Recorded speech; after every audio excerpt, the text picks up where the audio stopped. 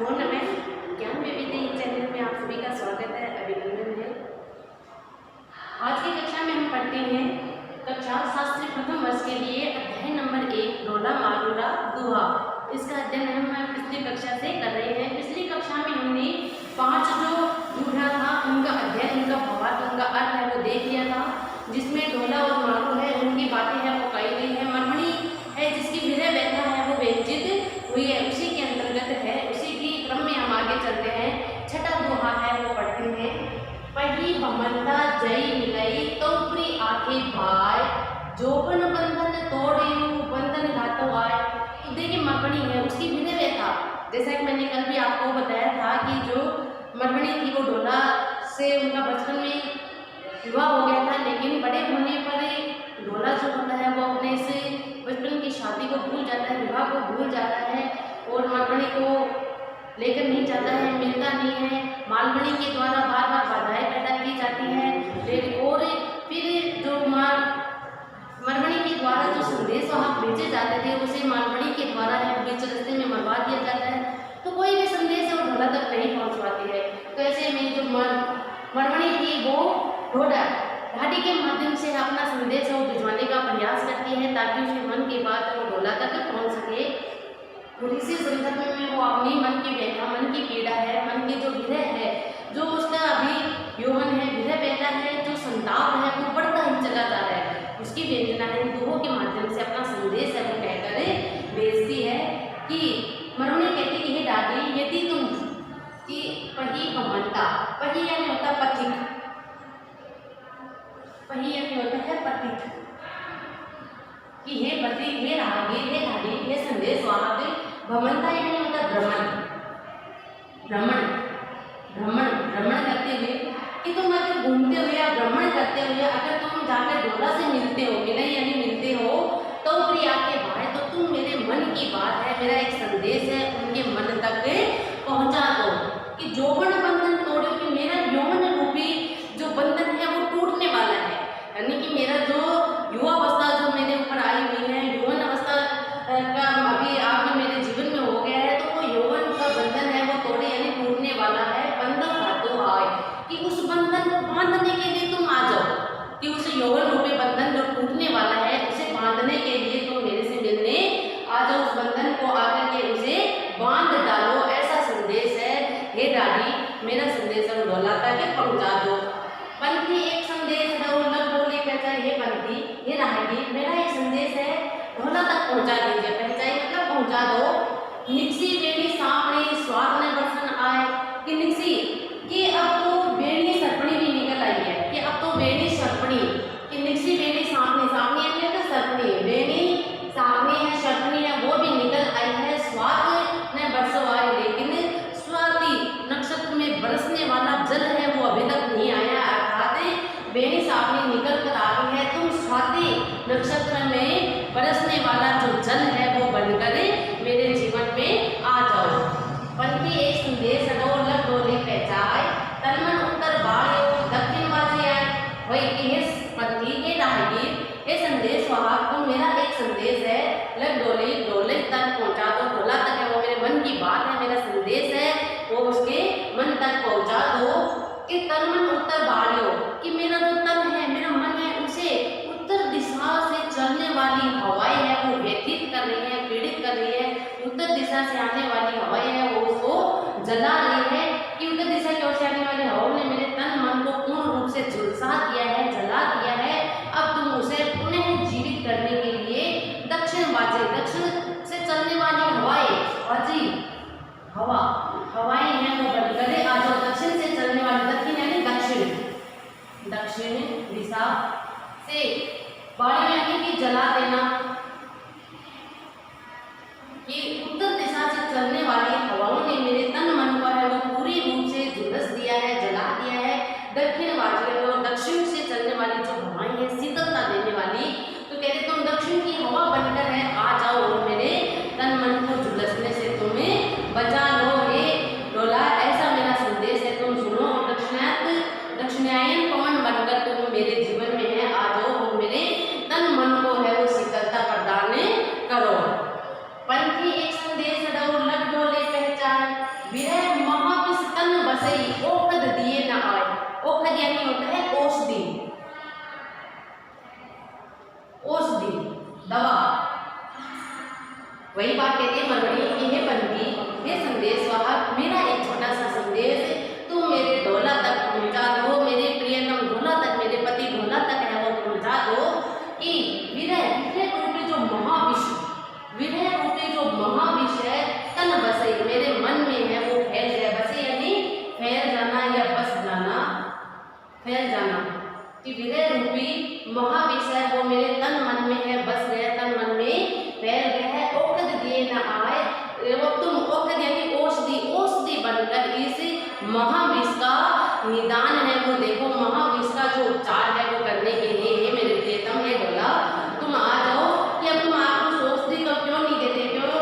क्योंकि तुम्हारे बिना इसका उपचार है, क्योंकि तुम ये जो महाविश्व मेरे विरह रूपी जो महाविश्व है मेरे तन मन में जो फैल गया है, इसका एकमात्र औषधि केवल तुम्हारे आने से होगी। तुम ही इसको है वो सही कर सकते हो, इसका उपचार कर सकते हो।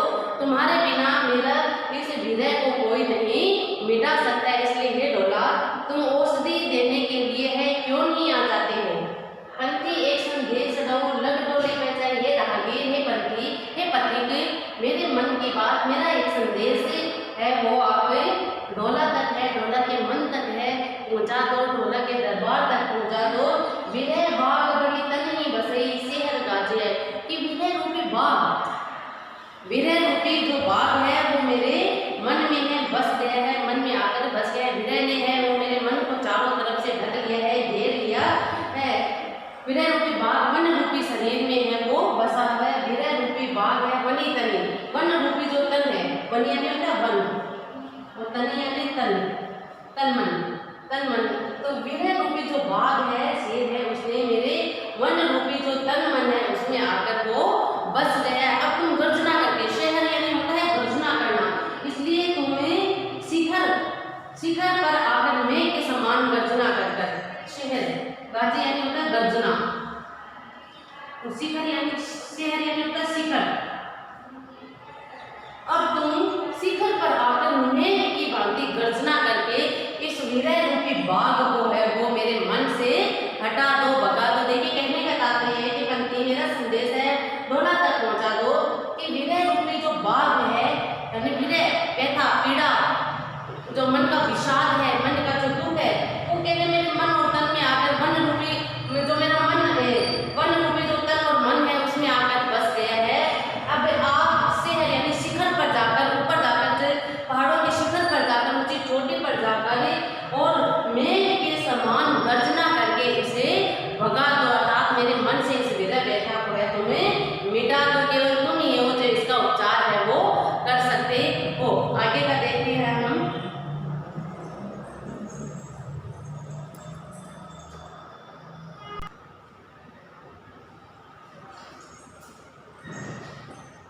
अगला दुआ पढ़ते हैं, 10 तक पढ़ लिए थे, 11वां पढ़ते हैं।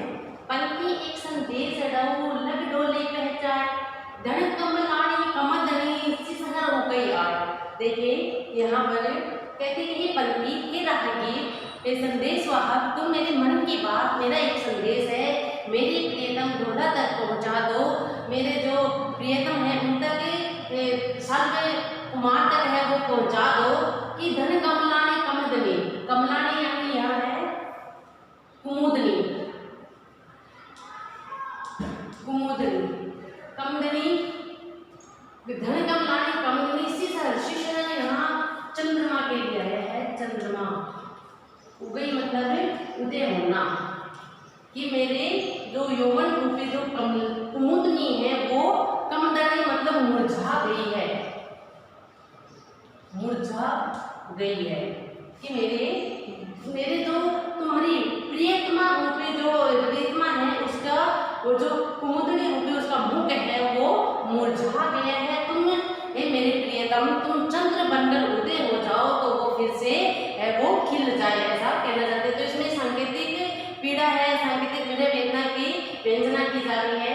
पंथी एक संदेश डोले पे चाहे पंथी रागीर मेरा एक संदेश और ढोला तक पहुंचा दो, मेरी बात है सर्व कुमार तक है वो पहुंचा दो ताकि वो मुझसे मिलने के लिए आ जाए, मेरे प्रेम को है समझ सके, मेरी विरह व्यथा को है वो जान सके।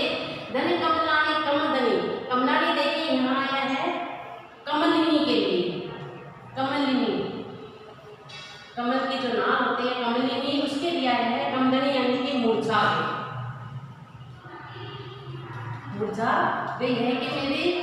तुम्हारी जो प्रियतमा है शाल्व कुमार, हे राजकुमार, तुम्हारी जो प्रियतमा है मरवणी, उसका जो कमलिनी रूपी जो मुख है वो मुरझा गया है।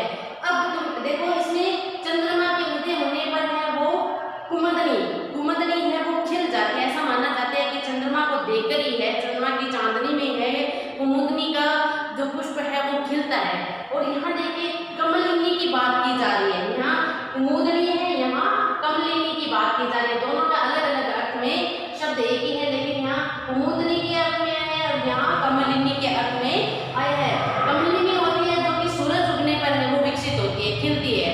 कमल की जो कली होती है सूर्य उदय होने पर ही वो खिलती है। तो कहते हैं तुम्हारी जो प्रियतमा रूपी ढोला है, प्रियतमा ढोला है, उसका मुख्य रूपी जो कमलिनी है वो मुरझा गई है, सूरज हो गई। आज तुम सूरज बनकर है, सूरज के रूप में तुम उदय हो जाओ, सूरज के रूप में तुम आ जाओ, ताकि मेरा ये जो कमलिनी रूपी मुख है वो फिर से विकसित हो जाए, फिर से खुल जाए, तुम्हारा संस्पर्श पाकर मैं फिर से प्रसन्न हो जाऊं, फिर से मेरे में एक नया जोश है वो आ जाए, ऐसा कहना चाहती है।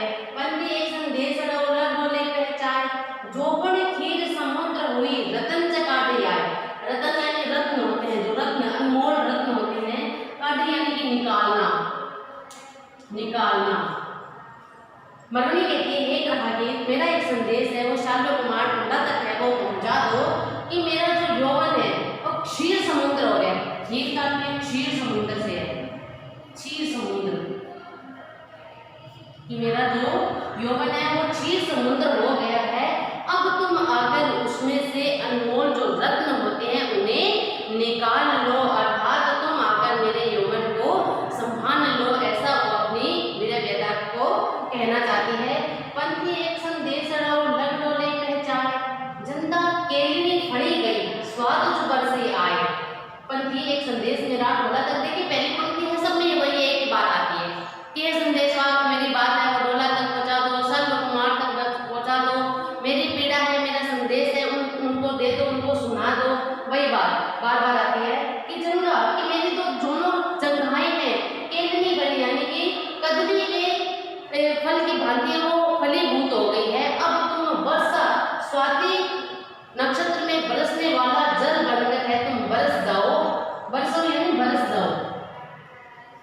स्वाति नक्षत्र में बरसने वाला जो जल है वो आकर तुम्हें बरस जाओ, अर्थात तुम मेरे यौवन को संभाल लो, इसका उपचार, इसका इलाज है तुम ही करे। तो देखो स्वाति नक्षत्र में जो जल बरसता है वो कदली पर गिरता है तो शीतल कपूर का रूप बन जाता है। आप सभी जानते होंगे कि स्वाति नक्षत्र में जो बरसने वाला जल है अगर वो कदली के वृक्ष पर, केले के वृक्ष पर गिरता है तो वो शीतल कपूर बन जाता है। सर्प के मुख पे गिरता है तो विषैला खतरनाक विष बन जाता है, और अगर वही है शीत में गिरता है तो सुंदर अनमोल रत्न मोती बन जाता है। तो यहाँ उसी स्वाति नक्षत्र में बरसने वाले जल की बात कर रही है कि मेरी जो दोनों जंघाएं हैं केले फली, कि केले के वृक्ष की भांति है वो फलीभूत हो गई है, फल गई है, वह उसका विकास हो गया है। अतः तुम स्वाति नक्षत्र में बरसने वाला जल बनकर बरस जाओ, ताकि मेरे इसे जो विरह व्यथा का जो ताप है इसको शीतलता मिल सके, क्योंकि अगर स्वाति नक्षत्र का जल केले के वृक्ष पे गिरता है तो शीतलता देने वाला कपूर बनता है। तो इसलिए कह रही है कि तुम्हें है कि स्वाति नक्षत्र में बरसने वाला जल बनकर बरस जाओ, ताकि मेरे यौवन का जो ताप है बढ़ता जा रहा है इसे शीतलता मिल सके, इसे ठंड है वो मिल सके, ऐसा कहना चाह रही है। पंथी एक संदेश लग डोले पहचाए, सावज संबड़ तोड़ से बेसास नहीं न जाए। तो यहाँ कहती है कि हे पंथी, हे राहगीर, हे मेरे संदेश वाहक, हे ढोला, हे ढाड़ी, तुम मेरा संदेश है अपनी मधुर वाणी में गाते हुए, साज-बाज के साथ गाते हुए है मेरे प्रियतम तक पहुँचा दो, मेरे ढोला तक है वो पहुँचा दो कि अब यौवन रूपी हिंसक पशु, सावज यानी होता है हिंसक पशु, हिंसक पशु, यौवन रूपी जो हिंसक पशु है संबड़ यानी होता है सांकल, सांकल को तोड़ने के लिए बेचैन हो रहा है कि मेरा यौवन रूपी जो हिंसक पशु है वो सांकल को तोड़ने के लिए बेचैन हो रहा है। अब तुम ही आकर इसे धैर्य है वो दे सकते हो, तुम ही इसे, बस इसलिए प्रियतम तुम अति शीघ्र आ जाओ, क्योंकि अब इसे दिलासा देकर तुम ही इसे रोक सकते हो, तुम ही इसे शांत है वो कर